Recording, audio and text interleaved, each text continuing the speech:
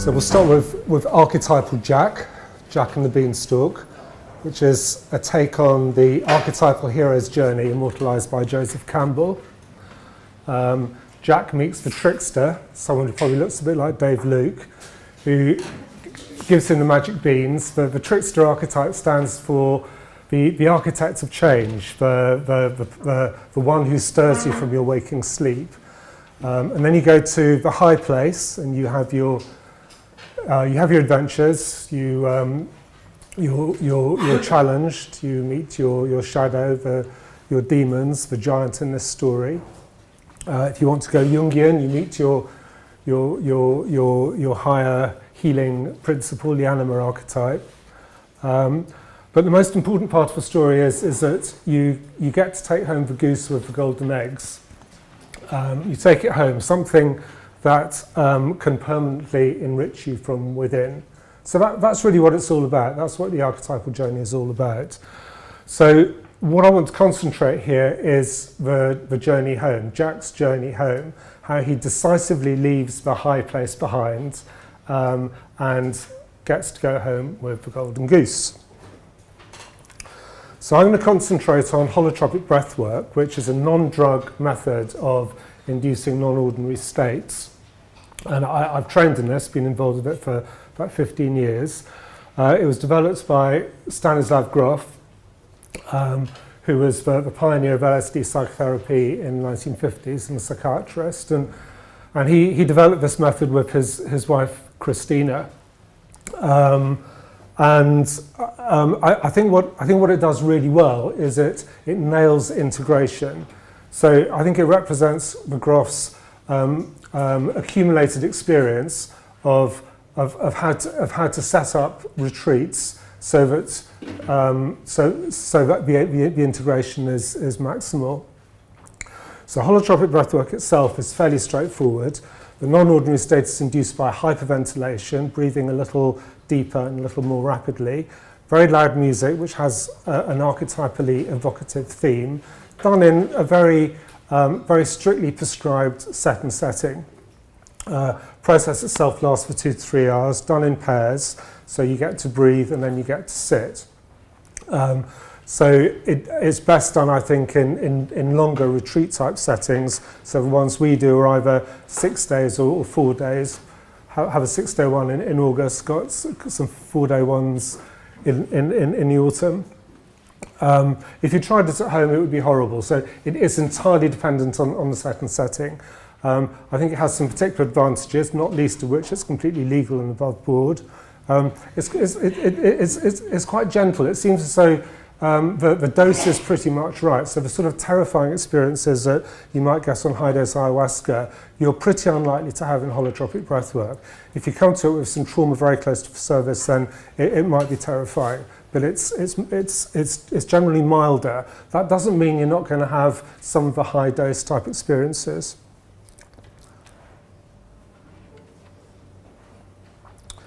There's no dogma attached to it. This is as close as it gets to any sort of dogma. Whatever emerges is entirely natural, integrative, and orientated towards our growth. There's an assumption that there's an inner intelligence, an inner healing principle, and that any material that arises is exactly the material that is right to emerge for us at this particular point in our journey. And it's the role of a facilitator to simply support the unfolding process. So, we do quite a long training as facilitators, but essentially we're really trained just to hold the setting and provide support in a certain way with a lot of humility and total compassion. So what I'm going to focus on here is the integration, so the shape of the holotropic breathwork retreat. The opening circle is important. That's how the retreat starts. Everyone sits around in a circle, and you go around one by one. You introduce yourself. You say a little bit about yourself.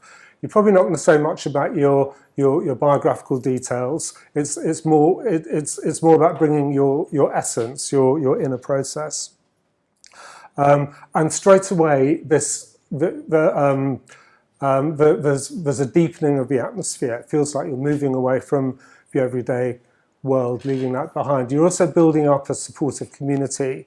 So as people go around the room, you feel that you're building up a community of like-minded travellers that you feel safe with, that you're going to go into non-ordinary space with.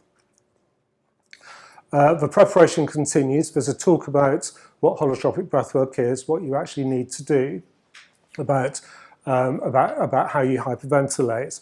What it's about is it's about opening. It's about getting yourself as relaxed and open as you can and allowing yourself to open up to whatever wants to emerge from the deep unconscious. The strategies are that whatever you feel coming up, you intensify it, you breathe into it, you make it bigger. It might be something emotional, it might be something physical, you might feel something building in your body, more of which later. So it's about intensification. The time of the session arrives, you've paired off with the person that you're going to that you're going to sit with. Before the session actually starts, myself and the other facilitators would go around touching base with each person. And that feels like quite a special time. We're just about to go under. People's defences are quite permeable. It's a really nice time to touch base with people. Sometimes people will feel a little agitated, so the ego is quivering a little bit. Sometimes people might want to get something off their chest before they go under. So it's something that they want to talk through. Might even be something they've never spoken about before. Sometimes people might want to talk about how can they get deeper, how can they go past their habitual blocks, how can they take it a little bit further this time than maybe they've been before. Then there's a relaxation process, the music starts and off we go. The session comes to a natural conclusion after about 3 hours generally, and people start coming back to ordinary consciousness. As a facilitator, you check in with people on the mat before they leave the room. People still feel a little bit spacey, then they stay on the mat and until they feel that they're back to normal again. And then the integration work starts. And it really is work. You need to work at the integration. So the first step is usually to talk it through with your sitter. So it's a real opportunity to have a one-to-one session with your sitter, and you go through it in as much detail as you like. Might be a little, might be quite a lot. Then you go to the mandala room, which is an art room. You have pieces of paper with a circle on them, and you're invited to pour forth the contents of your unconscious onto the paper. And you can do what you want. You can draw, you can cut pictures out of magazines, do a collage. If you're not very good at art, like myself, you can write. But the important thing is to try to pick the high fruit of the journey that you've been on before you start losing it.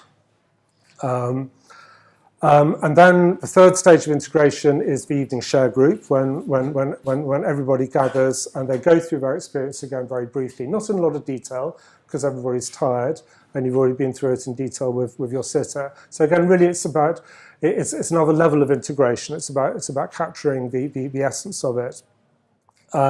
Most important rule with any of this group work is no therapization. So you're not allowed to comment or interpret or intrude in any way on anybody's material. Everybody's feeling quite raw and very open, very vulnerable. The last thing they need is somebody else being intrusive with their interpretation of what they might have been through. After the last breath work, there's some sort of movement process as another stage of integration. It might be moving to music, it might be walking meditation, but it's about bringing your body back to normal. The closing circle is the final group activity, and that's often about 18 hours or so after the last breath work. So you have breath work that finishes in the evening, then you have the evening integration, and then in the morning you'd have the closing circle where you would go through, you'd have the opportunity to discuss in a little bit more detail where you're at, what you've learned, and how you think you might take it forward. Then there's some talk about the onward journey, how to take it from there. And the main message is to keep working on yourself, to keep paying attention to your inner processes, your dream work. You might want to have a look at your mandala. We usually advise people to be fairly discreet about what you say about your experiences, because often people won't understand. Don't make any big decisions. You might have had an experience, for example, that you're a spiritual being in a human body and your life is a pilgrimage, which is a very important insight. That doesn't mean you need to go out your job next week. On the other hand, you might have an insight that there are some important behavioural changes that you need to make. Some obvious and important behavioural changes. If that's the case, then you want to do it straight away before you lose the impetus.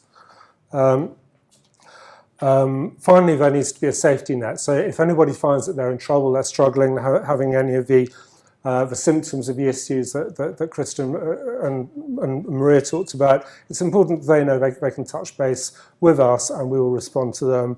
It might be a Skype session, something like that. In practice, that hardly ever happens. So the sort of emergencies that you might get with the high-dose ayahuasca retreats, for example, you don't seem to get so much in holotropic breathwork. That might be partly because we do quite a careful screening process, and if there's anyone that we think is going to be really vulnerable, we might say this might not be for you. It might not be the right treatment for you at this point in time. So I wanted to say a little bit about body work or focused release work, because there seems to be something about holotropic breath work that really releases some of the emotion that we see, some of the historical trauma, the emotional residues of that trauma that we hold in our body. So quite frequently in the sessions, people have quite active processes, and it might be, the shivering, the shaking, funny sort of movements. It all comes from the unconscious. It might be a bit like dancing, might be more of a writhing movement. I mean, some people will be absolutely still throughout the whole 3 hours. Some people have quite physical sessions. There seems to be something about the hyperventilation that seems to bring this on, and it seems to be really helpful in terms of helping us to go to these deep places that we need to go to, so we can heal our deepest wounds. So this seems to be a healing process that really needs to be encouraged and supported. And it usually resolves spontaneously. So whatever movement happens, and then the breather settles down and goes into a meditative state. Sometimes people get quite stuck, and that's where the body work or focused release work can be really helpful. And we're trained to do that. So when I was doing my psychoanalytic training, of course, there's a complete taboo about any form of touch. And of course, you do have to be really, really careful and mindful that a lot of people have been touched in ways that they shouldn't have been touched, and there's potential for re-traumatization. So I'm just going to give you a really simple example of how body work might work. So someone, let's call him Tom, has come to the end of his session, and I go up to him, how are you doing, Tom? And he says, okay, but I've got this feeling in my chest. Feels like a horrible, constricted sort of feeling. So we talk about that a little bit, and it turns out that it's not a musculoskeletal injury. He hasn't pulled a muscle in his ribs or anything like that. And it seems to be associated with some quite difficult emotions, which have the same sort of quality of feeling constricted. So I say to Tom, shall we do some work on this? And he says, yeah, let's do it. So we agree that he's going to shut his eyes again, he's going to hyperventilate again, and he's going to breathe into this feeling and try and make it bigger. And we agree that I'm going to put my hand on a cushion on his chest, and if he needs to push in any way, then he can push, and I will apply resistance. So that's really what happens, and he breathes, he hyperventilates, takes about 5 minutes to gather some momentum, and he's making it bigger. And I'm resting my hand very lightly on the cushion on his chest. And then he starts pushing, and I'm applying opposing pressure onto the cushion. So I'm not doing anything to him, he's pushing into my pressure, and I'm responding. And that really gathers momentum, and it goes on for some time, and he's really pushing quite hard, and he's making some sounds that go over pushing. And then that reaches a natural conclusion, and it's done. I say to Tom, "How are you doing?" He says, "Yeah, that feels good. I'm done. It's gone." Or he might say, "I'm not quite there. Let's try it again." So in this particular case, he felt afterwards that this had released something really important. There's some emotions to do with really with holding things in and not wanting to hurt other people that he'd carried around with him for as long as he remembered. And this fairly sort of simple bodywork process had really seemed to have been helpful with that. So sometimes bodywork is really complicated. You have no idea what you're doing. You are simply supporting. So the mantra is always support, support, support. If you don't know what you're doing, you carry on supporting. 10 minutes. So here's a fairly standard list of the sort of experiences that you have in holotropic breathwork and other expanded states. The point I want to make here is that these experiences are just landmarks on the journey. So it's not about having the experiences themselves, it's about where they take you to. So if you go through a period of opening, as I did when I was doing my breathwork training over 5 years, have 30 or 40 sessions or whatever, and it might well be that you might start off with a peak experience to fill your cells a little bit with the archetypal winds, and then you have some challenging experiences and you do the work that you need to do, and it's all a bit sort of dark and dismal, and you think, oh God. And then you come through that, and it might take, it might take a few sessions, or it might take a few more than a few sessions, and then it all kind of lightens up, and it feels like you're really being energized, and bathing in this warm, energizing energy. When I did my psychoanalytic training, I felt as though by the end of it, I had some idea what it was about it that worked. With this, I have much less of an idea. I still don't really understand how it works, but I think it's got something to do with opening and energy, some sort of energetic process, some sort of trauma resolving. And what it's all about, I think, is it's about being life enhancing. It's about turning up the flavors, the colors of life. It's about making life better. The term holotropic, by the way, means moving towards wholeness. So it's quite similar to the Jungian term individuation. Peak experiences. I just want to say this wonderful quote from Roberto Assagioli, and I just think it's so important. So if you don't take anything else from this talk, maybe I'd like you to take this. And it's about the side effects of peak experiences. The integrative energy of the self and the maturity of the ego may be sufficient to allow a permanent transformation. That's what we all hope for, isn't it? But sometimes as the energy of self recedes, the personality traits reassert themselves with renewed force, and all the rocks and rubbish of our ego and personality, which have been covered by the high tide of energy, emerge again. Yep. And you see this most clearly with narcissistic cult leaders, I think, who've had a genuine opening, but then it just fuels their narcissism. So really we need to get our narcissism sorted out before we move into this work. I'm not going to say much about this. I mean, we feel vulnerable afterwards. Our ego defenses are loosened. It's a little harder to snap into a functional way of being in the world. It takes a little bit of time before we find a new balance. The Kundalini type phenomena that Krista was talking about, not well understood by many psychiatrists. I mean, some psychiatrists completely get that this isn't mental illness, but a lot of them don't. Although I think it's getting better. And this leads into the territory of spiritual emergency, which is a hugely helpful and important concept. One particular form of spiritual emergency is the dark night of the soul. How am I doing for time, Dave? Yeah, okay. So the dark night of the soul is, it's an inevitable part of the psycho-spiritual journey. It's going to happen. It'll happen if you go on an intense silent meditation retreat, you will almost certainly have a period of this. The death of Ivan Ilyich, Tolstoy's short story, really sort of captures the really awful cognitive components of this. The self-loathing, the horror at the person that you used to be and values that you used to hold dear. And this is part of the transformative process. And what's so difficult about it is that it's difficult to find a way out of it. There's no clear route out of it.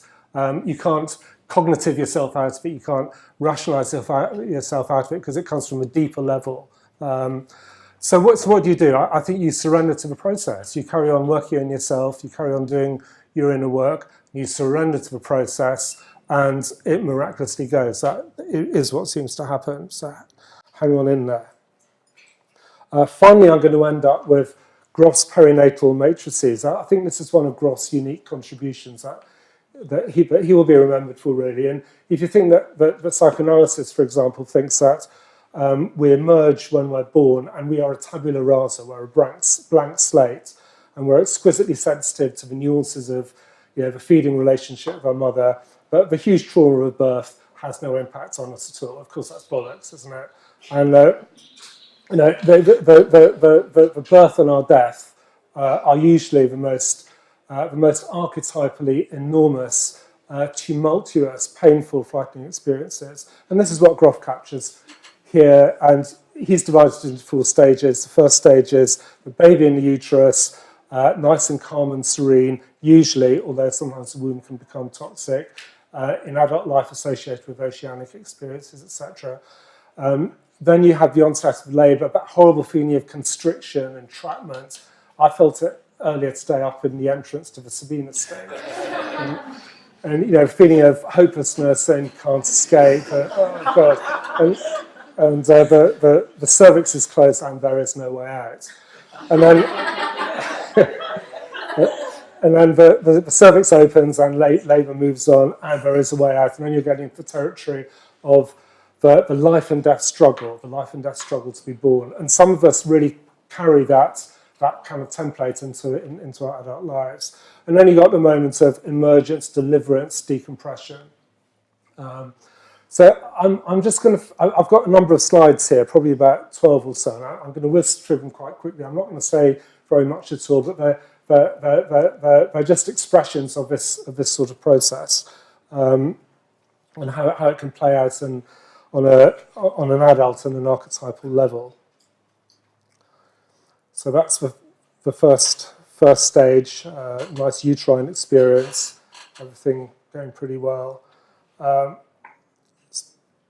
Second stage, everything's horrible. But there's some light at the end of the tunnel. And that's that wonderful sort of peak experience, decompression. First stage again, this is a cosmic expression of that archetypal in the wombness. And in holotropic breathwork, you very frequently have experiences like this. I should say an experience of the perinatal level is often a portal to a truly transpersonal experience. So it catapults you to another place.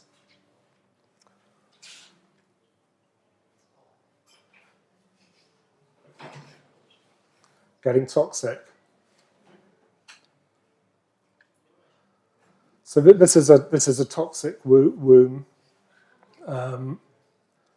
Poison, paranoia, out to get to you. We're moving into the second phase here, the constriction, the hopelessness, the horrors of it.